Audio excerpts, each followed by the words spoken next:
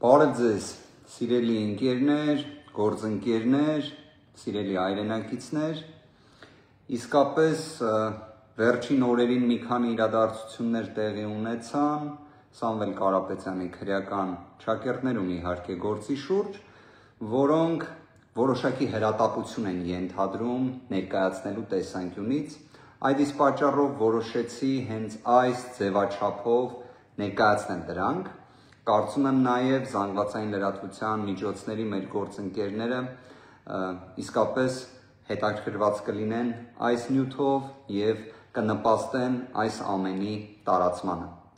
Տեսեք ինչ տեղի ունեցավ։ 2025 թվականի նոյեմբերի 13-ին Սամվել Կարապետյանի գործով Վերաքննիչ հակակոռուպցիոն դատարանը պետք է որոշում կայացներ մեր կողմից ներկայացված բողոքի, ինչպես նաև դատախազության կողմից ներկայացված բողոքների վերաբերյալ։ Դատախազության կողմից ներկայացված բողոքը իր տրամաբանության մեջ վերաբերում էր երկու տնտեսական բնույթի անիմաստ եւ աբսուրդային մեղադրանքների հետ կապված հիմնավոր կասկածի հաստատմանը, ինչպես նաև փաստացի կալանքի 1 ամսյա ժամկետը 2 ամսյա կալանքի վերածելու։ Մեր կողմից ներկայացված բողոքը, որը իսկապես կարող եմ որոշակի իմաստով հենց ուղիղ ասել, համեմատության մեջ դատախազի կողմից ներկայացված բողոքի, մեր փաստաբանական թիմի բողոքը առավել քան հիմնավոր էր, վերաբերում էր նրան, որ հայտնի կոչերի դրվագով չի կարող լինել հիմնավոր կասկած, ինչպես նաև որ կալանքը րոպե շուտ պետք է վերացվի։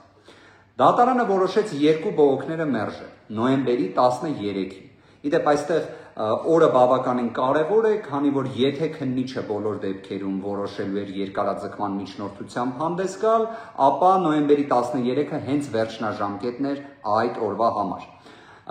Հենց օրվա առաջին կեսի դեպ Վերաքննիչ հակակոռուպցիոն դատարանից տեղեկանում ենք, որ երկու բողոքներն են մերժվել են, այսինքն դատավոր Դոլմազյանի այն որոշումը, ըստ որի 1 ամիսը առավել քան բավարար է, որպեսզի քննիչը կամ կոչի դրվագով այսպես կոչված գործի վարույթը կարճի կամ դատարան ուղարկի, մնաց անփոփոխ։ Նաև դատավոր Դոլմազյանը արձանագրել էր, որ խոչընդոտելու այսպես կոչված ռիսկը էապես նվազել է, իսկ թաքնվելու այսպես կոչված ռիսկը որոշակի աստիճան առկա է, բայց մենք դրա վերաբերյալ այնպիսի փաստարկներ էինք ներկայացրել, որ կարծում եմ դա եւս պետք է վերացած լիներ։ Ինչևէ, Վերաքննիչ դատարանը արձանագրել է, որ մեր կողմից ներկայացված մի շարք փաստարկներ ընդունելի են, շատ հակիրճ ձևակերպեմ, Վերաքննիչ դատարանը փաստացի արձանագրել է, որ նման իրավիճակում այլևս կալանքի նման շարունակականությունը, տևողությունը չի կարող լինել համաչափ։ Կարելի է ասել այստեղից հետևությունը նա է, որ թեև Վերաքննիչ դատարանը մերժեց մեր բողոքը, բայց այնպիսի իրավական դիրքորոշում արձանագրեց, որի պայմաններում կալանքի շարունակականության լրջագույն դժվարություն ունեն իրավապահ մարմինները։ Ինչ է տեղի ունենում, այսինքն որ պատկերացնեք, ստացվում է դեռևս մնացել է միայն կոչի դրվագը, երկու խումբ տնտեսական բնույթի մեղադրանքներով որևէ հիմնավոր կասկած չի հաստատվել եւ այլևս դա փաստ է հոկտեմբերի 16-ի դատարանի որոշմամբ եւ նոյեմբերի 13-ի Վերաքննիչ քրեական դատարանի որոշմամբ։ Այստեղ գալիս է օգնության, ինչպես եւ մենք կանխատեսում էինք վճռաբեկ դատարանը։ Բայց ինչ է այստեղ տեղի ունենում։ Դուք կհիշեք, վերջին օրերին մենք անդրադառնում էինք այս հարցին, որ իհարկե ի վերջո վճռաբեկ դատարանը պետք է քաղաքական հետապնդման պայմաններում իր աջակցությունը ցուցաբերի իրավապահներին։ Հիշեցման կարգով վճռաբեկ բողոք էր ներկայացվել օգոստոսի 15-ի դատարանի որոշման վերաբերյալ, որով Սամվել Կարապետյանի կալանքը երկարաձգվել էր աբսուրդային հիմքերով 2 ամսով, բայց տնտեսական բնույթի մեղադրանքի հիմնավոր կասկածը չէր հաղթահարվել։ Մեր կողմից ներկայացված վճռաբեկ բողոքը իսկապես խոստանում եմ վաղ թե ուշ մենք հրապարակելու ենք։ Մեր կողմից ներկայացված վճռաբեկ բողոքները եւ դատախազության կողմից ներկայացված վճռաբեկ բողոքը։ Վճռաբեկ դատարանը հոկտեմբերի 24-ին որոշում է վարույթ ընդունել դատախազի բողոքը, մերժելով մեր կողմից ներկայացված բողոքը վարույթ ընդունելը։ Սա հերթական աբսուրդն էր եւ արդեն կանխատեսում էինք այս ամենը ուր է գնում։ Բայց իրադարձությունները շատ ավելի տարօրինակ տեղի ունեցան։ Այս պահին ձեզ ուզում եմ հայտնել, որ կարծում եմ Հայաստանի պատմության մեջ առաջին անգամ Վճռաբեկ դատարանը վարույթ ընդունելով դատախազության բողոքը 2025 թվականի հոկտեմբերի 24-ին, փաստորեն 2025 թվականի նոյեմբերի 13-ին արդեն որոշում է կայացրել։ Պատկերացնում եք, այսինքն նույնիսկ 1 ամիս չի պահանջվել վճռաբեկ դատարանին, որ նման որոշում կայացնի։ Եվ սա իսկապես ռեկորդ է։ Իսկապես կարելի է շնորհավորել վճռաբեկ դատարանին, որ նման արագությամբ կարողանում է որոշումներ կայացնել, բայց գիտեք, այստեղ հարց կարող է առաջանալ, իսկ օրինակ ես մի քանի գործեր իդեպ առանձնացրել եմ։ Պատկերացրեք 33 դրվագով ենթադրյալ հանցանքի հետ կապված գլխավոր դատախազը, ոչ թե գլխավոր դատախազի տեղակալ, այլ հենց գլխավոր դատախազը վճռաբեկ բողոք էր ներկայացրել 2025 թվականի ապրիլի 4-ին։ Պատկերացրեք, երբ է օրինակ վճռաբեկ դատարանը իր որոշումը կայացրել, հակակոռուպցիոն պալատի մասին է խոսքը։ Երևի դուք կմտածեք, որ դե լավ, ինչ որ տրամաբանություն պետք է լինի, օրինակ մայիսի 4-ին է երևի կայացրել, այսինքն այս դեպքում նույնիսկ 1 ամիսը չէր լրացել, այդ գործով երևի ավելի շուտ է եղել, հա, օրինակ տենց կամ մի քիչ ուշ, ինչ որ մի տրամաբանություն երևի կփորձեք գտնել, բայց չկա նման տրամաբանություն, որովհետև 33 դրվագ ենթադրյալ մի հանցանքի հետ կապված գործով գլխավոր դատախազի ներկայացրած բողոքը վարույթ էր ընդունվել ապրիլի 4-ին, իսկ որոշումը կայացվել է նոյեմբերի 6-ին։ Հետևությունները թողնում եմ ձեզ։ Մեկ այլ գործով, պատկերացրեք, վարույթ է ընդունվում վճռաբեկ դատարանի կողմից 2024 թվականի մայիսի 22-ին, 24 թվականի, իսկ որոշումը կայացվում է 2025 թվականի մարտի 10-ին։ Այսպես շարունակ։ Այսինքն, երբ մենք ասում ենք, որ սա չակերտներում ռեկորդ է, մենք դա պատահական չենք ասում։ Այսինքն, վճռաբեկ դատարանի հակակոռուպցիոն պալատը, ինչ է, որ այս դեպքում առկա է Սամվել Կարապետյան անուն ազգանունը, ռեկորդային, այսինքն աննախադեպ նախադեպային որոշում է փորձում ընդունել։ Իդեպ բովանդակության հետ կապված անդրադառնանք, հա, վճռաբեկ դատարանի որոշման։ Ես վճռաբեկ դատարանի որոշման օրինակ չեմ ստացել։ Դուք կարծնեք, իսկ որտեղից մեզ տվյալը, որ այդ դատական ակտը ընդունվել է, եւ շատ ճիշտ կանեք, որ նման հարց տաք։ Հարգելի գործընկերներ, չգիտեմ ձեզ մոտ երբևէ նման դեպք հանդիպել է, բայց փաստորեն 2025 թվականի նոյեմբերի 13-ին 53 քննիչներից բաղկացած քննչական խմբի ղեկավարը 18:27 մուտք է անում կալանքը երկարաձգելու միջնորդություն։ Ամեն ինչ պարզ է, իհարկե, այդպես էլ պետք է լիներ։ Կարծում եմ իրենց հույսը հանդիսանում էր այն, որ վերաքննիչ քրեական դատարանը հնարավոր է բավարարեր ակնհայտ անհիմն հերթական բողոքը եւ պատկերացրեք Սամվել Կարապետյանի նկատմամբ կիրառված կալանքը 1 ամսով վերածվեր 2 ամսյա կալանքի։ Փոխարենը տեղի ունեցավ ճիշտ հակառակը, այսինքն ստացվեց մի այնպիսի իրավիճակ, որ կալանքի շարունակականությունը այլևս խաթարված է, բայց դրան կվերադառնանք։ 18:27 ներկայացվում է միջնորդություն կալանքը երկարաձգելու վերաբերյալ եւ կից նյութերի մեջ լինում է վճռաբեկ դատարանի որոշումը։ Պատկերացրեցիք, այսինքն քննիչը 18:27 մուտք է անում միջնորդությունը եւ մինչ այդ արդեն ինքը ունեցել է վճռաբեկ դատարանի որոշումը։ Այստեղ մի կարևոր դետալ, վճռաբեկ դատարանի որոշման հասցեատերը քննիչը չէ, գլխավոր դատախազությունն է։ Ոնց է այսպես ստացվում։ Եկեք ավելի հետաքրքիր բացահայտում անենք միասին։ Այսօր ստացել եմ ծրար վճռաբեկ դատարանից։ Այստեղ դուք նշումը կտեսնեք նոյեմբեր 13 է թվագրված։ Հետևի կողմում թվագրված է նոյեմբեր 14, այսինքն ելքագրվել է նշված գրությունը նոյեմբերի 13-ին փոստային ծառայության միջոցով վճռաբեկ դատարանից, իդեպ վճռաբեկ դատարանի աշխատակազմից դատավորի օգնական Ավետիսյանի կողմից։ Եվ ըստ այս նամակի, որը ես ստացել եմ այսօր, այսինքն պաշտոնական առաքանու միջոցով, ըստ այդ նամակի վճռաբեկ դատարանի որոշումը հրապարակվելու է նոյեմբերի 13-ին։ Այսինքն նոյեմբերի 14-ին ես տեղեկանում եմ, որ նոյեմբերի 13-ին որոշում պետք է հրապարակվի։ Որոշումը չեմ ստանում, բայց քննիչը այն ստանում է։ Իդեպ այստեղ գործընկերս Ռուբենը Հակոբյան հետաքրքիր միտք ասեց, դուք պատկերացրեք 18:27 մուտք է արել քննիչը, կից ներկայացնելով վճռաբեկ դատարանի կարծես մոտ 100 էջ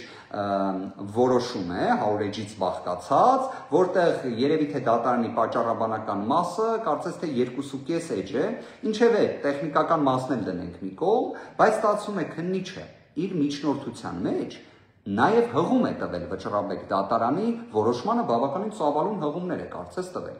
Դա ոնց է ստացվում։ Այսինքն ողջամտորեն եկեք հասկանանք 18-27 ինքը մուտք է անում միջնորդությունը իր ձեռքի տակ ունենալով Վճռաբեկ դատարանի որոշումը, իսկ մենք պաշտպաններս դեռևս նոյեմբերի 14-ին առաքանու միջոցով ստանում ենք, որ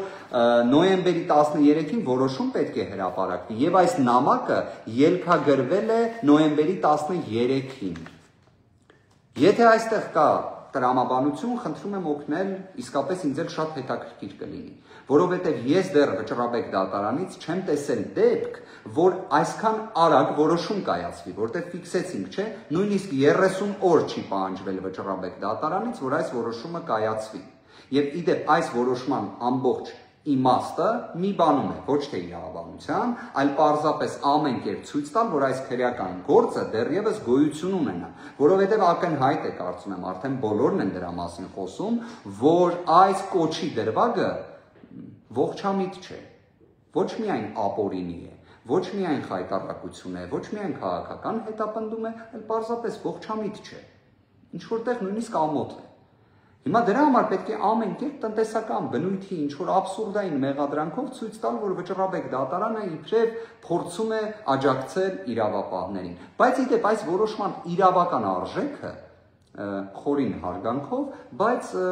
որևէ արժեք չի ներկայացնում։ Ինչի չի ներկայացնում, որտեղ Վճռաբեկ դատարանի որոշումը վերաբերում է օգոստոսի 15-ի հակակոռուպցիոն դատարանի որոշմանը։ Այդ որոշմանը հաջորդել է արդեն 2025 թվականի հոկտեմբերի 16-ի որոշումը, որտեղ քննիչը հենց դատողություններ էր ներկայացրել, որ եկեք անտեսենք նախորդ դատարանի որոշումը, իբրև նոր փաստարկներ է ներկայացրել։ Հետևաբար այս որոշումը այլևս ակտուալ չէ։ Դրա համար նաև ես քննիչի միջնորդությունից կրկին սա ուզում եմ շեշտել, տեղեկանում եմ, որ Վճռաբեկ դատարանը փաստացի չի բավարարել դատախազության բողոքը, այլ մերժել է այն եւ հենց այն տրամաբանության, որ այն ընդհանրապես ակտուալ չէ։ Հիմա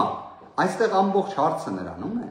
որ նույնիսկ տարական դատավարական ընթացակարգային հարցերում պետք է որոշակի հարգանք լինի իրավունքի եւ օրենքի նկատմամբ, հարգանք։ Չեմ խոսում, որ պետք է ապօրինություն չլինի, չեմ խոսում, որ այս Վճռաբեկ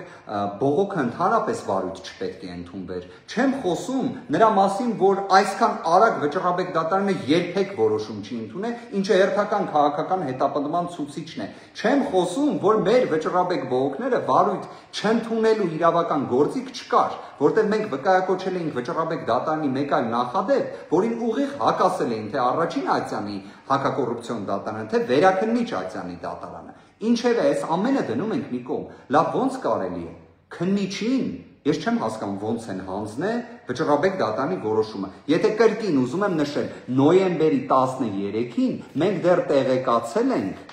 որ նոյեմբերի 13-ին որոշում պետք է կայացվի, եւ սա ստացել ենք նոյեմբերի 14-ին։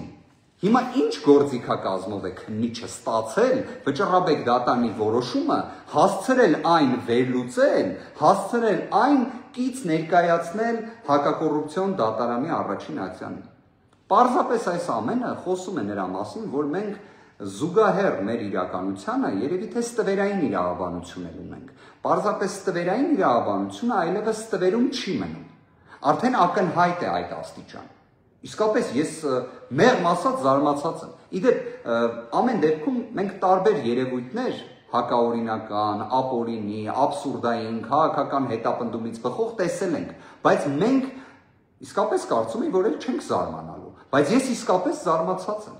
Ես իսկապես զարմացած եմ, լավ գլխավոր դատախազությունից այդ ինչ արագությամբ կարողացել են ինչ մեխանիզմով ստանալ որոշումը եւ ստանալուց նույն մեխանիզմից ինչի մենք չունենք։ Ստացվում է մեր մեխանիզմը այն է, որ մենք ամսի 14-ին ստանանք նամակ, որ մեզ Վճռաբեկը տեղեկացնում է, որ նոյեմբերի 13-ին որոշում է լինելու։ Իսկ քննիչի եւ դատախազի դեպքում ստացվում է կա այլ գործիքակազմ։ Իրենք ինչ որ կերպ կարողանում են այդ որոշումը ստանան։ Ստանան այնքան շուտ, որ մենք նույնիսկ չենք կարող պատկերացնել, որտեղ 18-27 պատկերացրեք քննչական խմբի ղեկավարը պետք է հանրապետության հրապարակից, քանի որ դեղատան հասցեում է գտնվում շենքը, պետք է հասներ հակակոռուպցիոն դատարան։ Երևի թե կարծում եմ մեքենա վարող ընկերները, գործընկերները, մեր հայրենակիցները կհաստատեն, որ 18:27 հասնելու համար հակակոռուպցիոն դատարան Թբիլիսյան խճուղի, երևի թե մոտ 1 ժամ պետք է մեքենան վարեր մեր վարույթ իրականացնող մարմինը։ 53 քննիչներից բաղկացած քննչական խումբը կամ քննչական խմբի ղեկավարը։ Ստացվում է դուք պատկերացրեք ժամը քանիսին են իրենք ունեցել այդ որոշումը, բայց մենք ընդհանրապես դրա մասին տեղեկացված չենք, ընդհանրապես։ Լավ, սա ինչ նոր մեխանիզմ է, սա ինչ նոր իրավաբանություն է, սրա իրավունքի եւ օրենքի համադրումը որտեղ է։ Ինչևէ,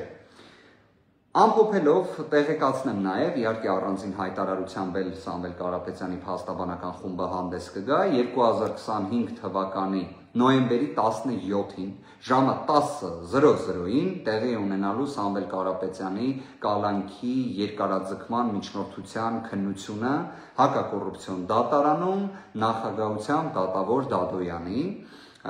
Սա է իրականությունը, որը ունենք։ Իհարկե, կարող էինք լինել մի այնպիսի իրականության մեջ, որ օրինակ քննիչները, դատախազը ծանոթանալով վերաքննիչ հակակոռուպցիոն դատարանի որոշմանը, պարզապես նման միջնորդություն էլ չներկայացնեին։ Կարող էին, իհարկե կարող էին։ Արել են այդպես, իհարկե ոչ, որովհետև քաղաքական հետապնդման դեպքում ոնց այլ կերպ լինի։ Իհարկե պետք է նորից կալանքի երկարաձգման միջնորդություն ներկայացվի, արդեն շուրջ 150 օր ապօրինի կալանավորված Սամվել Կարապետյանի դեպքում։ Բայց նաև այդ ամենի ընթացքում չզլանալ անել այսպիսի վարժություններ նույն վճռաբեկ դատարանի դատական ակտի հետ կապված, դատական ակտը ստանալու հետ կապված, ընդհանրապես ռեկորդային աննախադեպ արագությամբ որոշում ստանալու հետ կապված։ Այս ամենը իսկապես ցավալի է։ Այս ամենին որպես իրավաբան ես մոտենում եմ մեծ տխրությամբ, եթե չասեմ, իսկապես երևի թե հենց տխրություն բառն էլ օգտագործեմ, որովհետև սա հարիր չէ մեր պատկերացրած իրավաբանությունը, այսպիսին չպետք է լինի մեր իրավաբանությունը, եւ չի լինի այսպիսին ի վերջո, համոզված եմ դրանում։ Դրա ցուցիչն է նաեւ, որ սահմանադրական դատարանը այն կազմով, որով այսօր առկա է, իսկ այդտեղ մեղմ ասած հանրության վերապահումները կարծում եմ ակնհայտ են, երկու որոշում է ընդունել, որով ազդակ է փոխանցել, որ կալանքների այս ծավալը աբսուրդային է։ Փաստացի դրա մասին է խոսում սահմանադրական դատարանը մոտ 45 օրվա ընթացքում երկու որոշումներով։ Արդյոք դրանք կյանքում իրացվում են այս փուլում, դեռ ոչ։ Բայց ի վերջո փոխվելու է այս իրավիճակը։ Այսքանն էի ուզում ներկայացնել, սիրելի ընկերներ, հարգելի գործընկերներ, սիրելի հայրենակիցներ, Աստծով ձեզ համբերություն, վստահ եմ ցանկացած ապօրինություն, նույնիսկ ամենամեծ իրավական աբսուրդը, որոնցից մեկին հենց այս ձևաչափով փորձեցի ներկայացնել Սամվել Կարապետյանի վերաբերյալ, իր ավարտը ունենալու է։ Ոչ մի ապօրինություն ի վերջո այսպես չի տևում։ Ի տարբերություն նախորդիվ ժամանակահատվածների, այլևս այս փուլում ուղիղ արձանագրում ենք։ Վերաքննիչ հակակոռուպցիոն դատարանը իր որոշմամբ արդեն մի շարք հանգամանքներ արձանագրել է։ Եվ դրանք իրացվելու են գործնականում։ Շնորհակալություն, լավ եղեք։